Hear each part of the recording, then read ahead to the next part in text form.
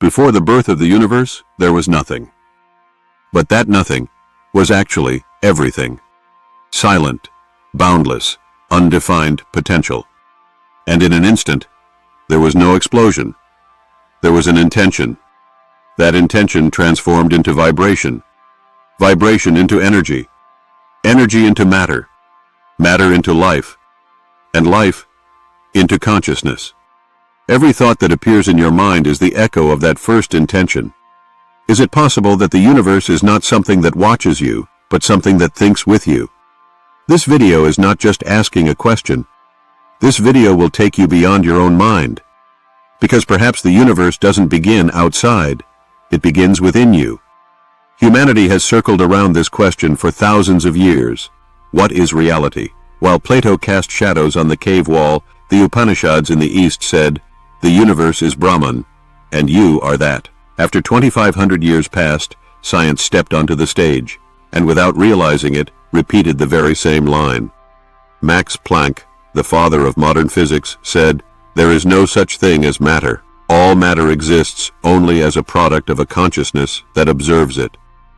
For a physicist to say this was not just a scientific claim, it was the confirmation of humanity's oldest intuition. Reality exists through consciousness. The brain is the mirror the universe uses to look at itself. It receives 11 million pieces of information every second, but you notice only about 40 of them. So what you see is not the whole truth. It is your selection. Your brain filters everything through the lens of past experiences. That's why everyone sees the same event, but extracts different meanings from it. At this point, Immanuel Kant steps forward. We do not experience the world as it is, but as we perceive it. Meaning the form in which the universe appears to you is limited by the shape of your mind. You see because you believe. You shape because you believe. But is this only a psychological interpretation? No, quantum physics confirmed this idea with mathematics. In the early 1900s, when the inside of the atom was discovered, scientists saw something unexpected. Matter was not solid. It was a wave of probabilities. A particle remained in uncertainty until it was observed. But when you looked at it, that uncertainty collapsed. The observer was not outside the equation, but at its center. Heisenberg formulated this as the uncertainty principle. Bohr went even further. If you want to change the behavior of something, just look at it. Looking at a particle was like creating it. Think for a moment. This table, this screen, this body are made of atoms. But atoms are 99.999% empty. So what you call matter is a space filled with energy. And that space takes shape when observed. David Bohm explained quantum physics like this. What appears on the surface of the universe is only the unfolded order. Underneath lies a hidden order that connects all existence. According to Bohm, the universe is like a giant hologram. A single piece contains the whole. You are also a reflection of that whole. This is not mysticism, it is the direct interpretation of quantum field theory. But here we must avoid one mistake. Science does not say the mind creates matter, but it does say the mind determines how matter behaves, meaning reality is not fixed. It is a participatory process. As you observe the universe observes you. John Wheeler summarized this idea with his participatory universe theory. The universe does not become complete without the participation of the observer. The universe is not a theater. It is a shared stage. The audience is part of the play. And when you speak a line on that stage, you shape an unwritten script. This idea resonates not only in physics laboratories, but also in the depths of the human heart. Because every thought is not merely a mental process, it is a form of energy. EEG devices can measure your thoughts. Each one is a wave. Emotions give power to that wave. Fear is a low frequency. Love is a high frequency. And frequency creates resonance. Similar frequencies attract each other. This is why an angry person experiences anger, and a grateful person experiences gratitude. The universe responds to the echo of your emotions. Dr. Bruce Lipton showed that cells react to their environment. He discovered that not genes, but environmental signals determine behavior. And those signals were not only physical, they were energetic, meaning thought affected biology. Lipton said, "Genes are not destiny, beliefs direct genes." This is not merely a self-help slogan, it is the essence of epigenetics. The body is in constant communication with the mind. Your inner dialogue is the melody of your cells.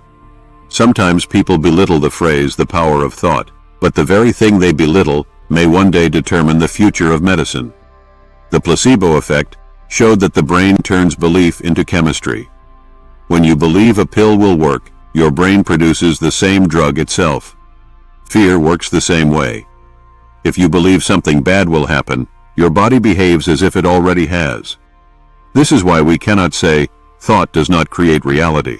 Even if the mind does not rearrange matter, it changes how matter expresses itself. Let's take one step further. This time not with a microscope, but with inner vision. The mind is not an organ that produces thought.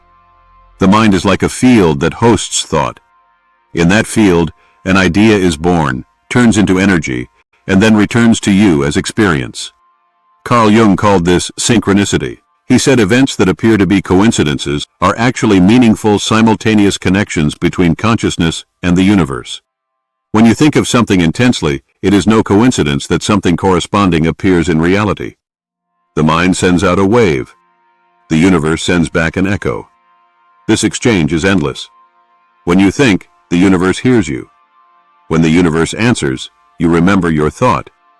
This is why prayer and physical resonance are two languages of the same mechanism.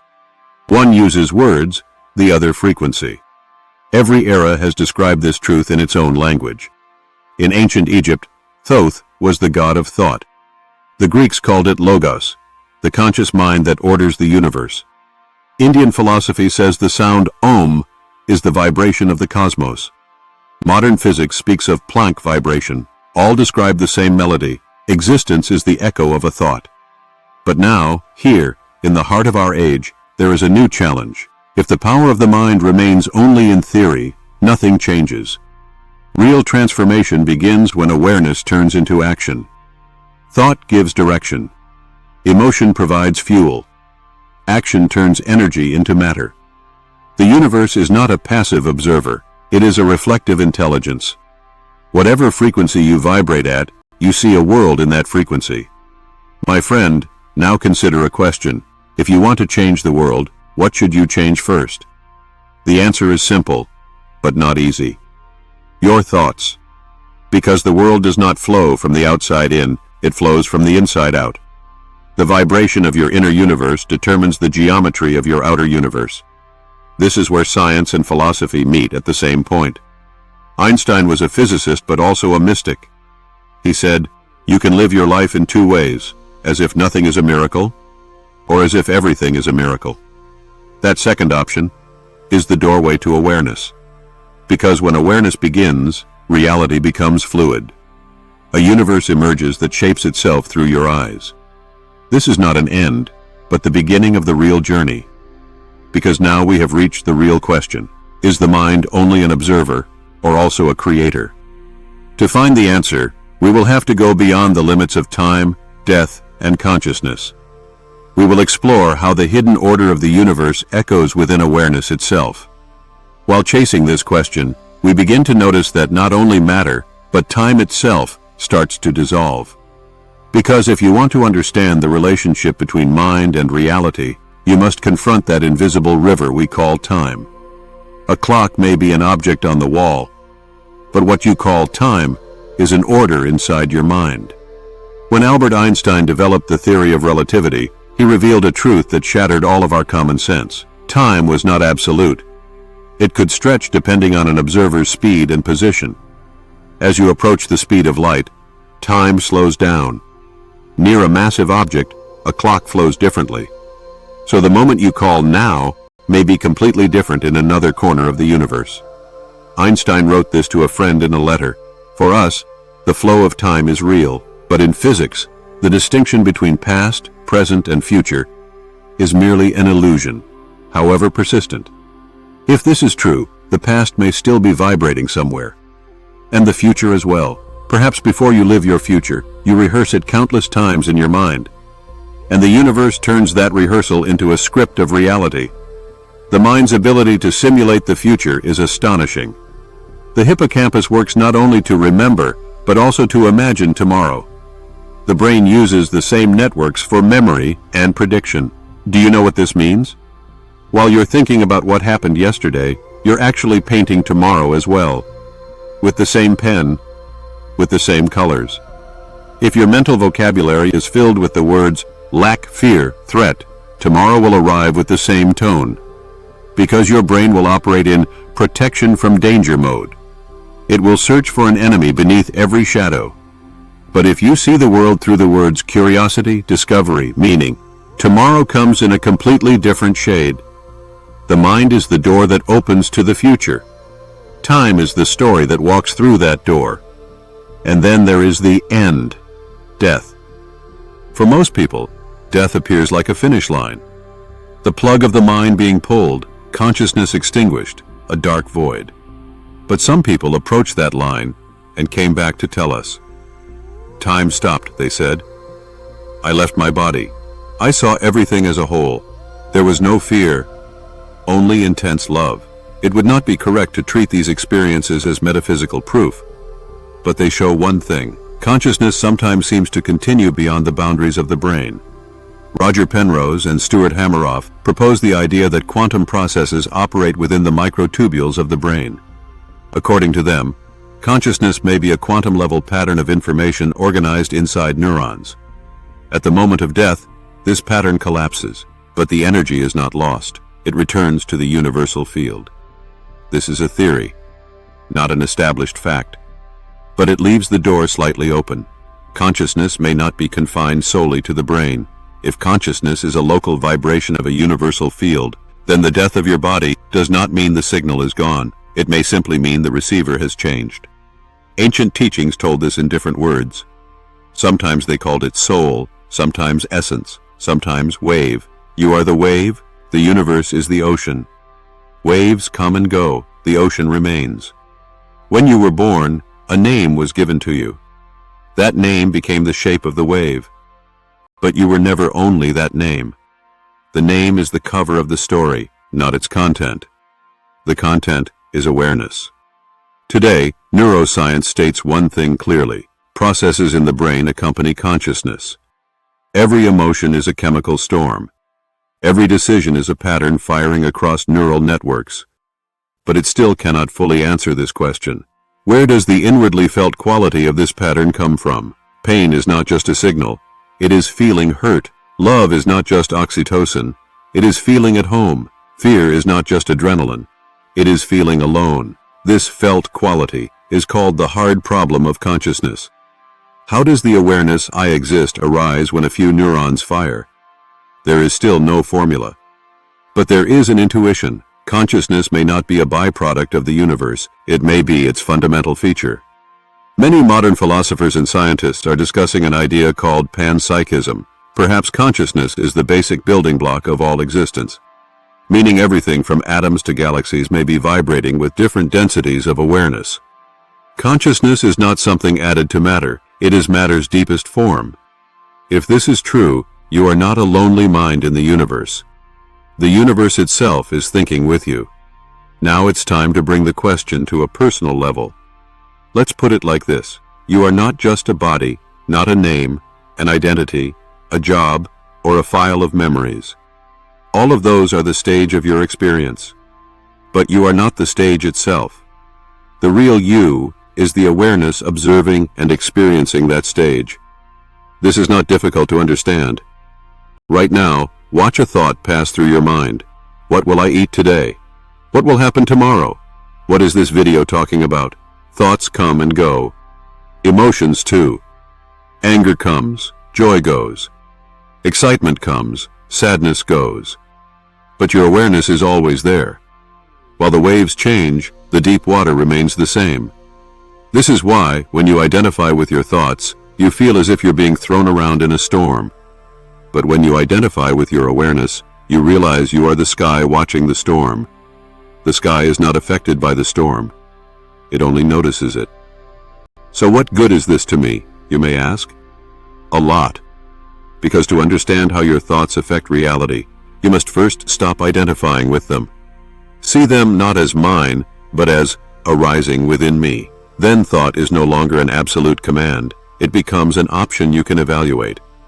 The mind becomes not a master, but an advisor. From that point on, conscious choice begins. When trouble appears, you notice the thought script saying, "I am always unlucky." You pause and ask, does this thought serve me, or does it imprison me? This question is the hammer that breaks the chain. The same applies on the collective level. Humanity has lived for centuries with the thought of separation, me, you, us, them. Nations, religions, ideologies. These separate identities worked in the struggle for survival. But today, the planet cannot carry the weight of this separation. Ecological crises, wars, energy conflicts, all of these are the result of the thought, us versus them. Now we need a new thought. We are one system. This is not just a romantic call for peace. It is a biological and ecological truth. The health of a forest depends on every tree within it. The cleanliness of the sea affects every drop in it.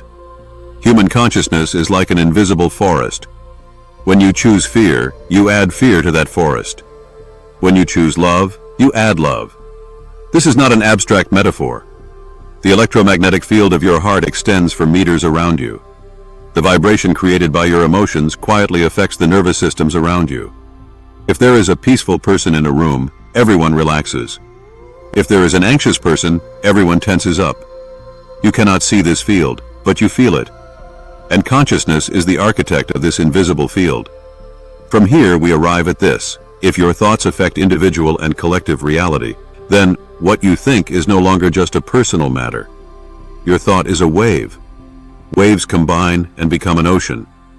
And the state of the ocean is the total vibration of its waves. That's why you cannot say, "My little world concerns no one." It does, because your world is connected to all of ours. Do not feel burdened by this. This is actually great freedom. I can change something, maybe not the entire world, but the field you're in.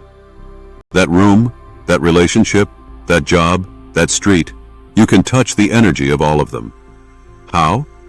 It begins with thought, expands with emotion, becomes concrete through action. Now let's be more practical and bring these ideas into daily life. What is the first thing you think when you wake up in the morning? Most people unconsciously say the same sentence. Again? Again the same things? I have so much to do. The brain perceives this as a command.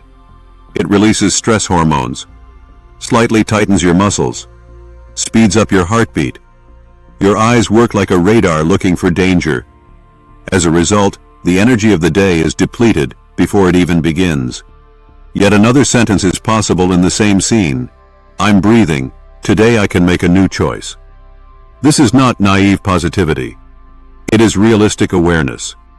Because no matter what happened yesterday, the mind can choose a new direction now. And the universe responds to the direction you choose in this moment with small signals. Not at once, not like a miracle, but with rhythm, step by step. You can try this small experiment. For 1 week, spend 3 minutes every morning before touching your phone or talking to anyone. Just focus on your breath. Then say these 3 sentences internally. I remember that everything I think today has an echo. I choose which thought I will amplify today. Today I will take one small but conscious step, then take a genuinely small but conscious step, a sincere thank you to someone. An honest confession to yourself. Finally doing that small adjustment you've been putting off. After 1 week, you will notice the lightness in your inner space. Everything outside may not be perfect, but your perspective will have changed. And when perspective changes, reality slowly shifts direction. Because reality is not a solid stone, it is a flowing river. The eyes that gaze upon the river determine its meaning. Scientists, philosophers, mystics, all are trying to tell you this. You are not as insignificant as you think, and you are not as powerless as you feel. You are not a tiny dot forgotten at the edge of the universe. On the contrary, you are a center through which the universe experiences itself. This may sound like a bold claim, but think for a moment. The universe existed for billions of years before you were born. But the word universe was born inside your mind. The Milky Way was not a name until you perceived it. Stars were just random plasma clusters until you noticed them. What made them the sky was your consciousness. And perhaps the universe began to understand itself through your eyes for the first time. Now let's gather this entire narrative into one point. Thoughts are not just stories. They create electricity in the brain, chemistry in the body, and energetic shifts in the field. Science can measure part of this. EEG, hormone tests, heart rhythm, random number generators, quantum experiments. Philosophy interprets the meaning of it. What is reality? Who am I? Is free will real? Mystical traditions tell it in the language of experience: unity, surrender, essence, enlightenment. When the three merge, this emerges. You are not a detached spectator watching life from the outside.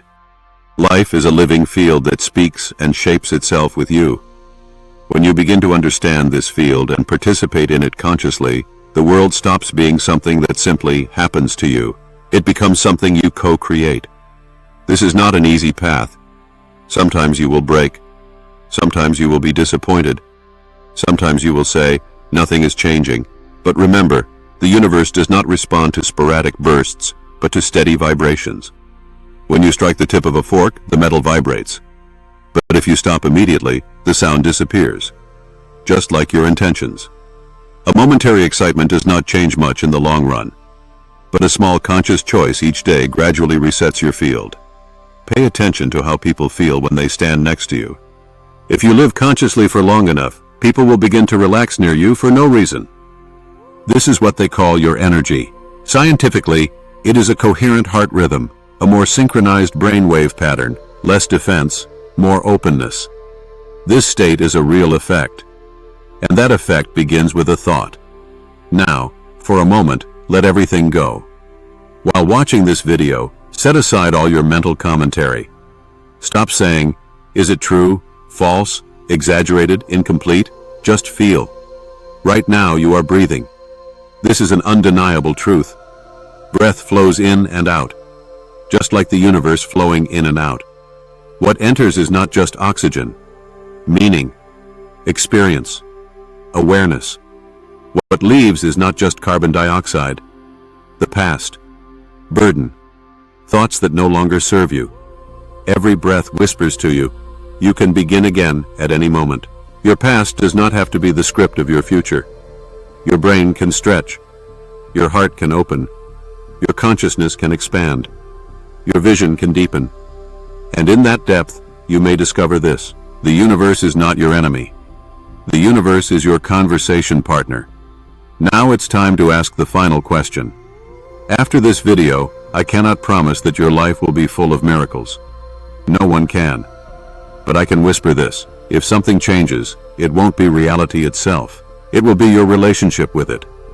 And when that relationship changes, reality will begin to look different to you.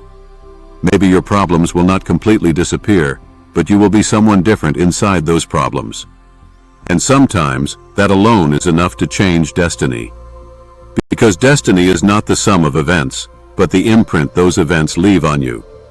If you can change the imprint, you can change your story.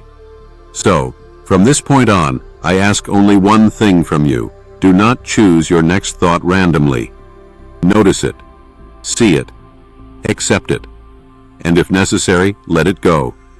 Then place a thought in its place, one that opens to curiosity, not fear, one that points to unity, not separation, one that turns toward light, not darkness. This choice may seem small, but it will remain as a thin thread in the fabric of tomorrow. Over time, those threads will weave together, and a new pattern will emerge. And one day, when you look back, you will notice this: my life didn't change in a single day.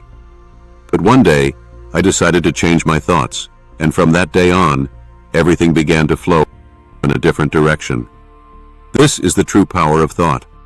It may not recreate the entire universe, but it will recreate your universe.